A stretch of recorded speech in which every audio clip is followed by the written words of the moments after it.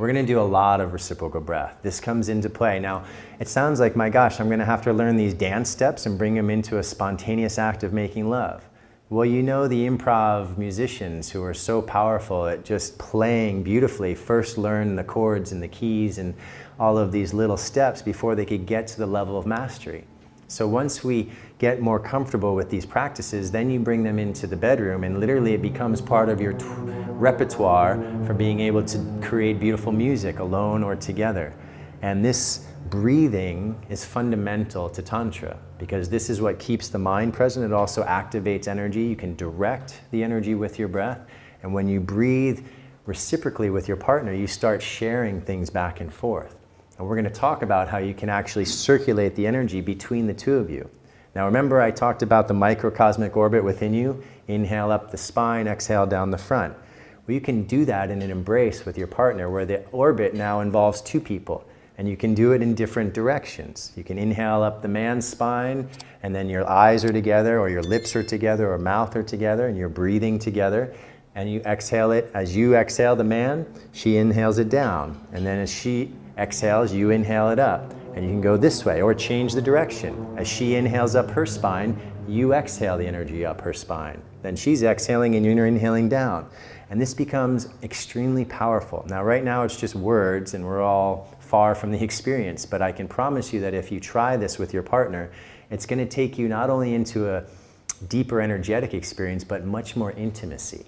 Because on this tantric path together, we start doing our practices together. You know, we practice yoga together, we breathe together, we make love together, we do things that develop this relationship and maintain the intimacy. And when you can start to develop the skills, because these are skills, in the old days in India, there were the 64 arts that were to be mastered to be a fully developed human being.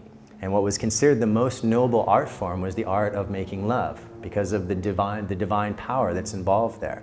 So they developed skills. And when we have this skill set, it's like we can become masterful in the bedroom. And then the realm of lovemaking goes to a whole new level of experience. And that's what this art of love can be, not just for ourselves, but how we also go there with our partner. And it's really beautiful for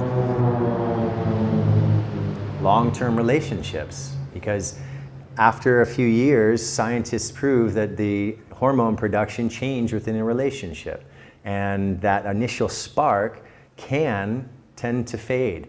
But if you're doing practices together that keep that energy, that maintain the polarity, where you're working or playing, I like to call it playing, where you're doing this dance of love together, it helps to keep that bond and that connection.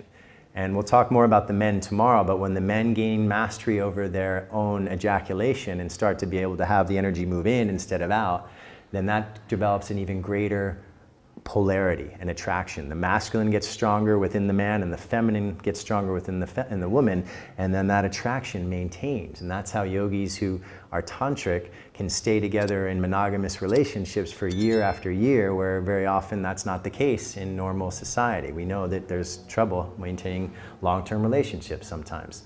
So this is more than just great sex. That's what I want to keep telling you. Not only that, but this is so healthy. And we're going to talk about all that. I get ahead of myself. I get excited. So let's go into the next thing.